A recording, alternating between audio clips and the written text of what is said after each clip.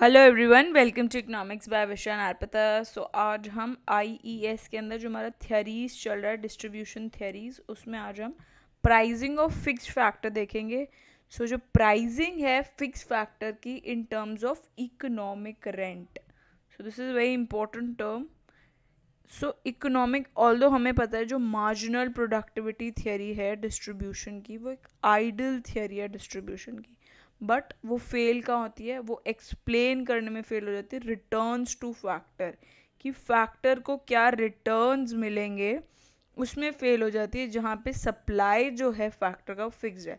For example, अगर हमें marginal productivity land की निकालनी है, वो डिफ़िकल्ट है, उसको हम नहीं निकाल पाएंगे, ठीक है।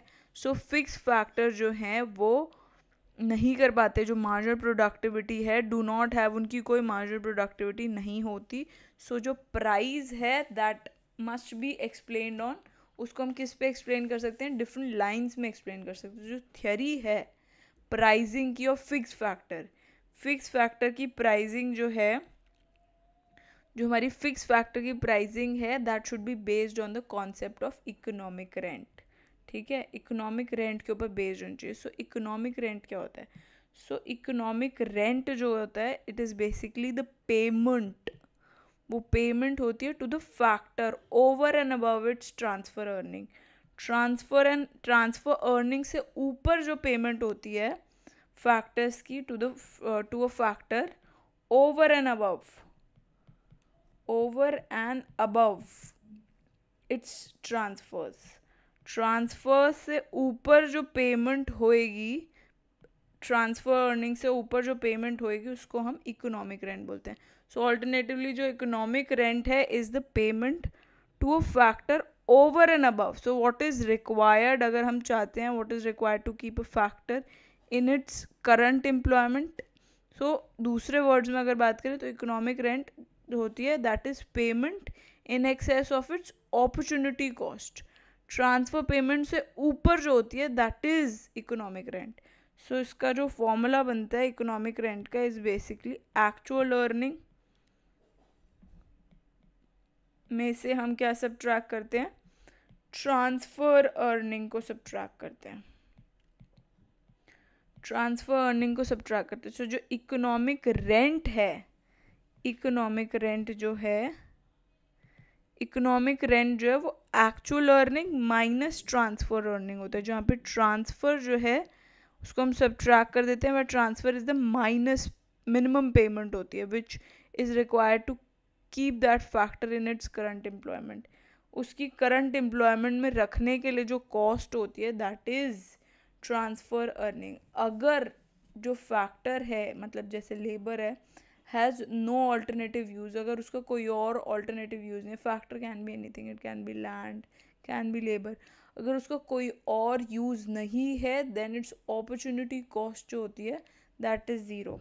तो this thing you can write, just a second, या so this thing you can write कि अगर एक फैक्टर है उसका कोई ऑल्टरनेटिव यूज़ नहीं है, अगर एक फैक्टर का ऑल्टरनेटिव यूज़ नहीं है then in that case it has opportunity cost जो कि ज़ीरो है। So in that case the opportunity cost क्या होगी, दैट विल बी ज़ीरो, ठीक है। ट्रेडिशनली जो रेंट था that was associated with land के साथ, जो रेंट एसोसिएटेड होता था वो सिर्फ लैंड के साथ ही एसोसिएटेड, बट नाउ लेटर इस कॉन्सेप्ट के अंदर रेंट जो है that has been extended to cover all the factors of production। तो ये चीज़ you can write कि traditionally सिर्फ जो rent था that was associated with land, now rent is also associated with factor of production, it can be land, it can be land, it can be labor, it can be capital, कुछ भी हो सकता है, उन सब के साथ जो है rent is associated, ठीक है। So it covers all the factors of production, सारे फैक्टर्स ऑफ प्रोडक्शन को कवर करता है हमारा रेंट। इसका मतलब यह है कि एनी फैक्टर में रिसीव इकोनॉमिक रेंट अगर सप्लाई जो है उस फैक्टर की इज़ नॉट परफेक्टली इलास्टिक, अगर उसकी सप्लाई, उस फैक्टर ऑफ प्रोडक्शन की सप्लाई जो है वो उसके ऊपर इकोनॉमिक रेंट मिलेगा। क्यों मिलेगा? अगर इकोनॉमिक रेंट कब मिलेगा? अगर सप्लाई जो है इज़ नॉट परफेक्टली इलास्टिक, मतलब वो इलास्टिक नहीं है। It can be like this, मतलब इलास्टिक नहीं है, तो उस केस में उसको रेंट मिलेगा। फ्रॉम इट हम इम्प्लाई भी कर सकते हैं कि इकोनॉमिक डिपेंड करती है on the elasticity of supply के ऊपर डिपेंड करती है। जो इलास्टिसिटी है of supply of factor, elasticity of supply of factor के ऊपर डिपेंड करती है। ठीक है, तो जैसे कि हम इस डायग्राम के अंदर, I will just show you the diagram as well, कि this is demand and this is supply. ठीक है, एंड ये जो है बीच में, दिस इज द लाइन, तो ये जो टोटल है this is the actual rent. ठीक है, ये एक्चुअल रेंट हो गया। This is economic rent, economic rent हो गया, and this portion is transfer earning. ठीक है, दिस इज ट्रांसफर अर्निंग। सो जैसे कि डायग्राम के अंदर आप देख सकते हैं, जो हाइट है ऑफ द सप्लाई कर्व वो मेजर करती है minimum payment that must be made to keep that factor in its current position. कि ये जो सप्लाई कर्व है इसकी जो हाइट है ये एक्चुअली में मेजर करती है द मिनिमम पेमेंट। ये इसकी जो हाइट है that basically determines the minimum payment जो उस लेबरर को रखने के लिए ज़रूरी है, देनी ज़रूरी है। So that minimum payment that must be paid या मेड, जिसे हमें ज़रूरत है they to keep that factor in place, उस फैक्टर को करंट पोजीशन के अंदर रखने के लिए, इन इट्स करंट पोजीशन, उस करंट पोजीशन के अंदर या करंट यूज़ के अंदर रखने के लिए ज़रूरी है। ठीक है, दैट इज़ इम्पोर्टेंट। सो ये जो एरिया है below the supply curve that measures the transfer earning. Transfer earning कितनी है वो ये मेजर करता है। सिंस हमें पता है जो एक्चुअल अर्निंग है वो ज़्यादा है ट्रांसफ़र अर्निंग से, जैसे ये पूरी एक्चुअल अर्निंग है और transfer earning is just this part. ठीक है, सो जो एक्चुअल अर्निंग है वो ज़्यादा है हमारी ट्रांसफ़र अर्निंग से। सो जो एक्सेस पेमेंट है इन दोनों के बीच का difference that is the economic rent. ठीक है, उसे हम क्या बोलेंगे, वो क्या है, इकोनॉमिक रेंट हो जाता है। देयरफॉर सो हम कह सकते हैं कि जो area above the supply curve है that is this area, the area above the supply curve and below the market price, और मार्केट प्राइस से जो नीचे है that is the economic rent. So जो कॉन्सेप्ट है दैट इज सिमिलर टू जो हमारा प्रोड्यूसर सरप्लस होता है, जैसे इकोनॉमिक रेंट और इसमें हम consumer surplus, producer surplus, it is similar to that. ठीक है, तो इसमें अलग अलग केसेस भी बन जाते हैं। अगर सोचो हमारे सेमी स्किल्ड वर्कर्स हैं, they are not that much skilled, तो उस केस में जो हमारा सप्लाई कर्व होगा will be of this form and demand curve will be of downward sloping. तो ये जो होगा this is basically the economic rent, ये हमारा हो जाएगा economic rent and this will be the transfer earning. ठीक है, and this will be the optimal labor जो employed रहेगी, this is supply and this is demand.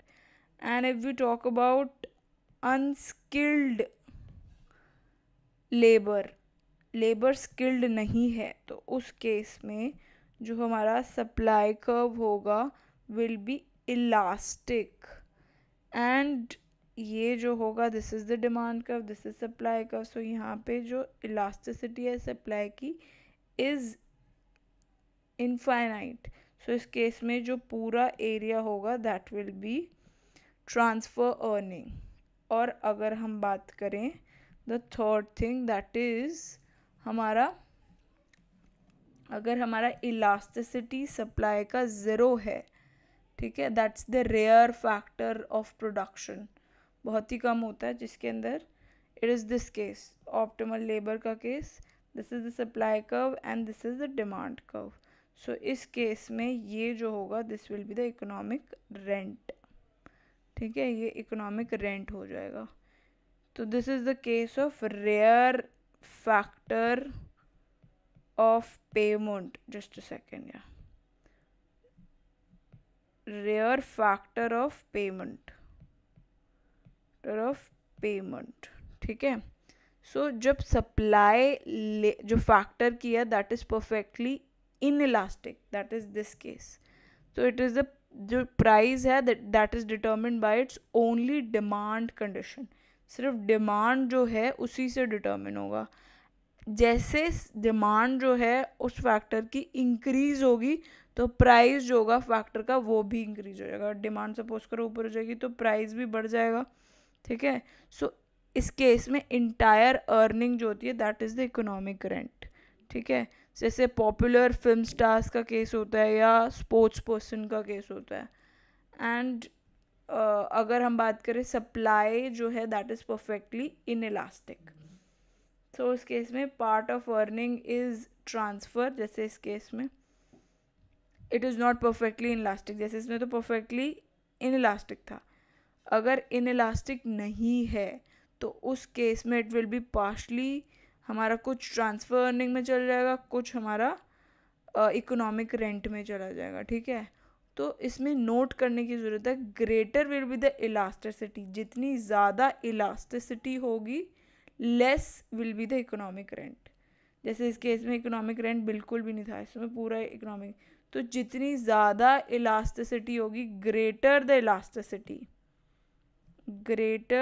Elasticity उतना ज़्यादा क्या होगा, less will be the economic rent.